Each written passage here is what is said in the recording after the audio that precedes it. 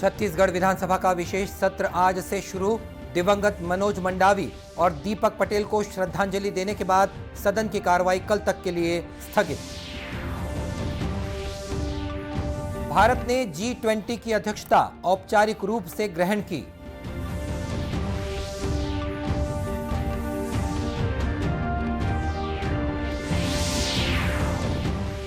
सीमा सुरक्षा बल BSF आज अपना 58वां स्थापना दिवस मना रहा है।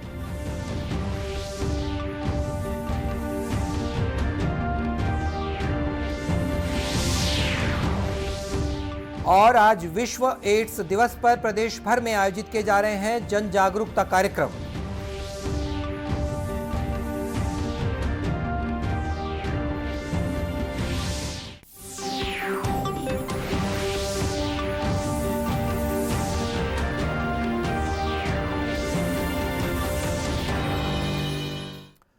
नमस्कार, आप देख रहे हैं दूरदर्शन समाचार। मैं हूं मनीष अहलुवालिया और अब समाचार विस्तार से।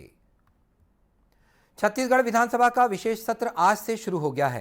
पहले दिन विधानसभा के उपाध्यक्ष दिवंगत मनोज सिंह मंडावी और पूर्व विधायक दीपक पटेल को उनके निधन पर सदन में 2 मिनट का मौन रखकर श्रद्धांजलि दी गई। इससे पहले विशेष सत्र की शुरुआत राष्ट्रगीत और राज्य गीत के गायन के साथ हुई। विधानसभा अध्यक्ष डॉक्टर चरणदास महंत ने विधानसभा के उपाध्यक्ष मनोज मंडावी और पूर्व विधायक दीपक पटेल के निधन की सूचना सदन को दी। मुख्यमंत्री भूपेश बघेल, नेता प्रतिपक्ष नारायण चंदेल और पूर्व मुख्यमंत्री डॉक्टर रमन सिंह सहित पक्ष विपक्ष के सदस्यों ने दिवंगत सदस्यों के व्यक्तित्व पर प्रकाश डालते हुए उन्हें श्रद्धांजलि अर्पित की। इसके बाद सदन की कार्रवाई कल तक के लिए स्थगित कर दी गई। उल्लेखनीय है कि छत्तीसगढ़ विधानसभा के विशेष सत्र में आरक्षण से संबंधित छत्तीसगढ़ लोक सेवा, अनुसूचित जातियों, अनुसूचित जनजातियों और अन्य पिछड़ा वर्ग के लिए आरक्षण संशोधन विधेयक 2022 तथा छत्तीसगढ़ शैक्षणिक संस्थान में प्रवेश में आरक्षण संशोधन विधेयक 2022 को प्रस्तुत किया जाएगा। राज्य सरकार के कैबिनेट मंत्री अमरजीत भगत ने विधानसभा परिसर में पत्रकारों से चर्चा करते हुए बताया कि प्रदेश के अनुसूचित जातियों, अनुसूचित जनजातियों और अन्य पिछड़ा वर्गों को उनकी जनसंख्या के अनुपात में आरक्षण देने की व्यवस्था की जा रही है और इसी के लिए इस विधानसभा सत्र को बुलाया गया है। सत्र बुला करके जिनकी जितनी संख्या भारी उतनी उनको हिस्सेदारी। आदिवासियों को, अनुसूचित जाति के लोगों को और अन्य पिछड़ा वर्ग के लोगों को उनके जनसंख्या के अनुपात में आरक्षण देने की व्यवस्था की जा रही है। विशेष सत्र बुलाया गया है। सभी लोगों को बहुत बधाई। विधानसभा के इस विशेष सत्र को लेकर नेता प्रतिपक्ष नारायण चंदेल ने पत्रकारों से चर्चा करते हुए कहा कि आरक्षण के मुद्दे पर कल भाजपा विधायक दल की बैठक में विचार विमर्श किया जाएगा। भाजपा के विधायक कुछ संशोधन के साथ आरक्षण विधेयक का समर्थन कर सकते हैं। कुछ संशोधन के साथ हम लोग इस बिल का समर्थन कर सकते हैं। भारतीय जनता पार्टी के सारे विधायक बैठ करके कल का जो एजेंडा है सदन में आरक्षण से संबंधित, उस एजेंडे पर हम सब लोग विचार विमर्श करेंगे, बातचीत करेंगे। अभी हमारे कुछ विधायक जो आरक्षण का बिल आया है उस पर संशोधन भी शायद दे रहे हैं।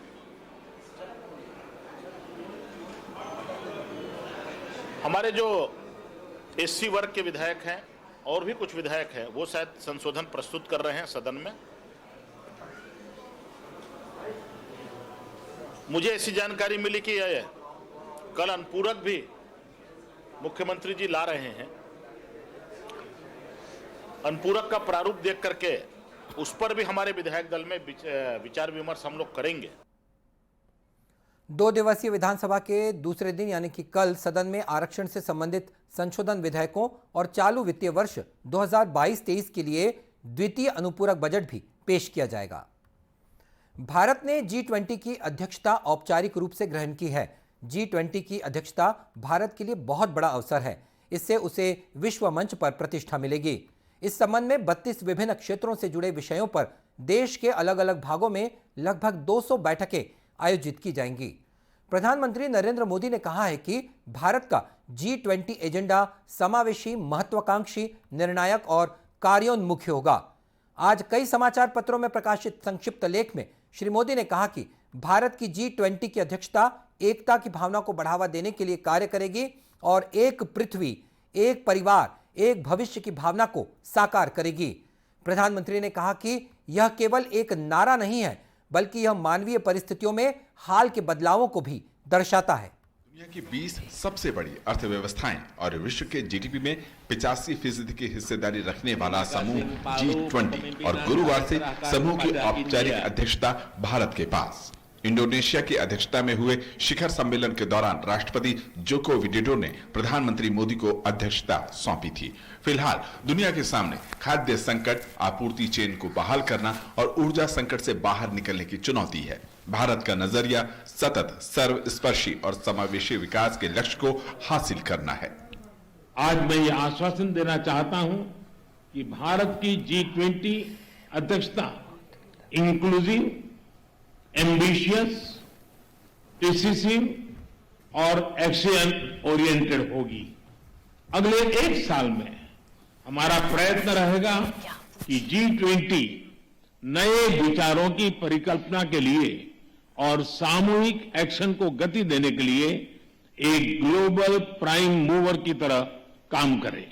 भारत जब साल 2023 में G20 के 18वें शिखर सम्मेलन की मेजबानी करेगा, तब उसके सामने जलवायु परिवर्तन की चुनौती का हल ढूंढने, विकासशील देशों के हितों को सुरक्षित रखने के अलावा महिला सशक्तिकरण, तकनीक आधारित विकास का दायरा, स्वास्थ्य, कृषि, शिक्षा के क्षेत्र में बढ़ाने और आपदा के जोखिम को कम रखने सहित आर्थिक अपराधों पर नकेल कसने और बहुदेशीय मंचों में सुधार पर जोर रहेगा।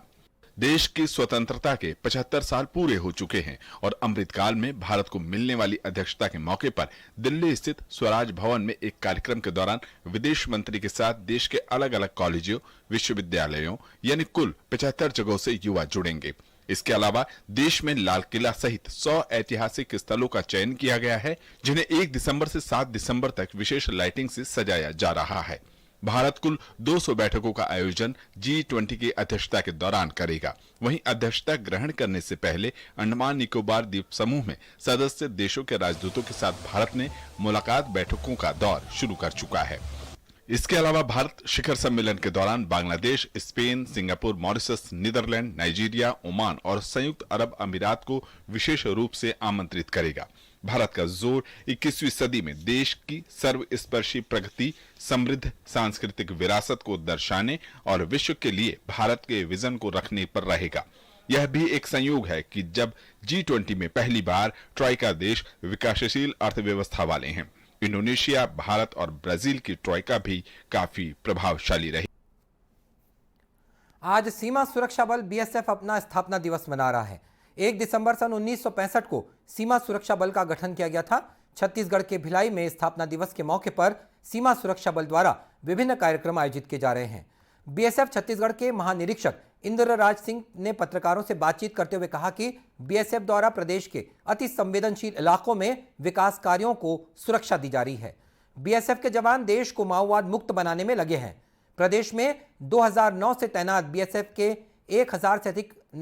ने 1000 से अधिक माओवादियों को आत्मसमर्पण कराने और 106 माओवादियों को मारने में सफलता हासिल की है।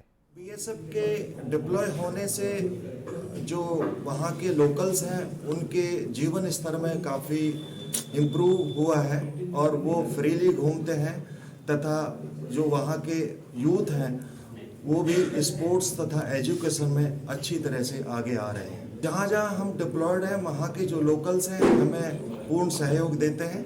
अगर उनको कोई दिक्कत होती है तो हमारे कैंप में आते हैं और हम उनको किसी भी प्रकार की सुविधा से देने में पीछे नहीं हटते। BSF के IG ने यह भी बताया कि BSF के जवान समाज और प्रकृति के प्रति अपनी जिम्मेदारियों को बखूबी निभा रहे हैं। बेरोजगार युवाओं को स्किल डेवलपमेंट प्रोग्राम के तहत रोजगार प्रशिक्षण और ट्राइबल यूथ प्रोग्राम के तहत आदिवासी बच्चों को भारत भ्रमण जैसे कार्य कर उनका जीवन स्तर बढ़ा रहे हैं। गुजरात में विधानसभा चुनाव के पहले चरण का मतदान हुआ। इस चरण में सौराष्ट्र, कच्छ और दक्षिणी गुजरात की 89 सीटों पर वोट डाले गए। इस चरण में 788 उम्मीदवार मैदान में हैं। पहले चरण में मतदान के लिए सुबह से ही मतदान केंद्रों में बड़ी भीड़ रही। वहीं युवाओं और महिलाओं में मतदान को लेकर उत्साह देखा गया।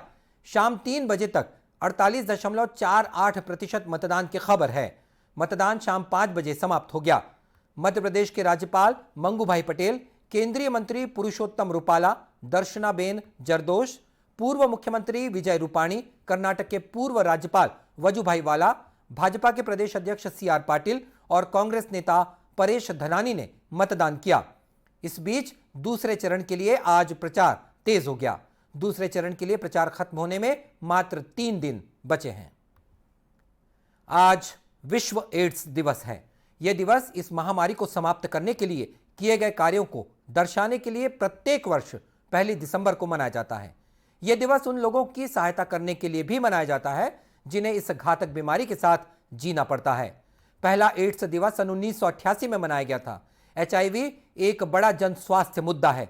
इस बीमारी से विश्व में करोड़ों लोग ग्रस्त हैं। छत्तीसगढ़ में विश्व एड्स दिवस के मौके पर आज जन जागरूकता को लेकर अनेक कार्यक्रम आयोजित किए जा रहे हैं।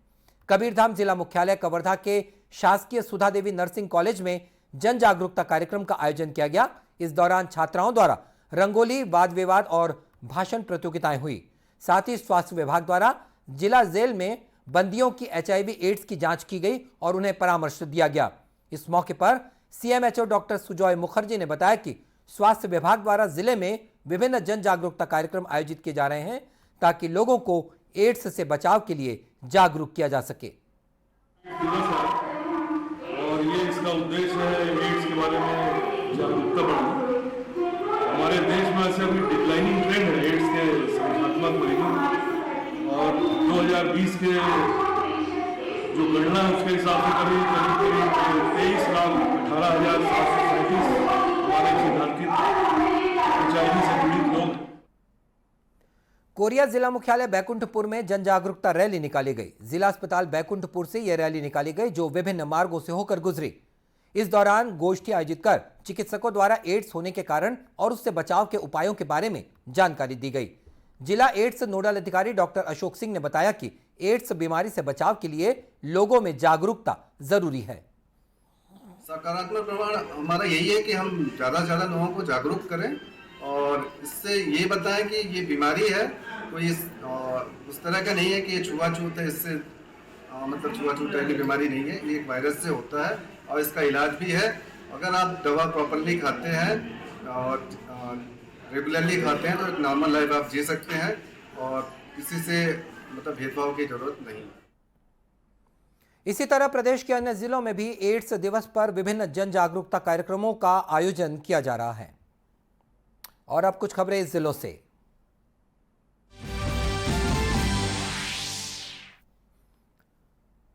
बेमेतरा जिले में स्वास्थ्य सुविधाओं को अंतिम व्यक्ति तक पहुंचाने के लिए लगातार कार्य किए जा रहे हैं। इसी कड़ी में जिले में स्वास्थ्य सुविधाओं को बेहतर बनाने के लिए ब्लॉक स्तरीय मितानिनों का स्वस्थ पंचायत सम्मेलन और जन संवाद कार्यक्रम का आयोजन किया गया। इसके तहत मितानिनों और हितग्राहियों के बीच संवाद किया गया ताकि समस्याओं का निराकरण किया जा सके। कार्यक्रम के दौरान स्वास्थ्य सुविधाओं को ग्रामीण स्तर पर और कैसे बेहतर बनाया जाए, इसको लेकर भी चर्चा की गई। कोंडागांव स्थित गुंडादुर महाविद्यालय में कौशल विकास प्राधिकरण द्वारा 1 दिवसीय कैरियर का आयोजन किया गया। शिविर में सिविल परीक्षाओं की तैयारियों के संबंध में प्रशिक्षण देने वाले संस्थान पाथ IAS के संचालक हामिद खान ने महाविद्यालयीन छात्र छात्राओं को अपनी पसंद का करियर चुनने और आगे बढ़ने के लिए प्रोत्साहित किया। इस अवसर पर जिला कलेक्टर दीपक सोनी और पुलिस अधीक्षक दिव्यांग पटेल भी मौजूद थे।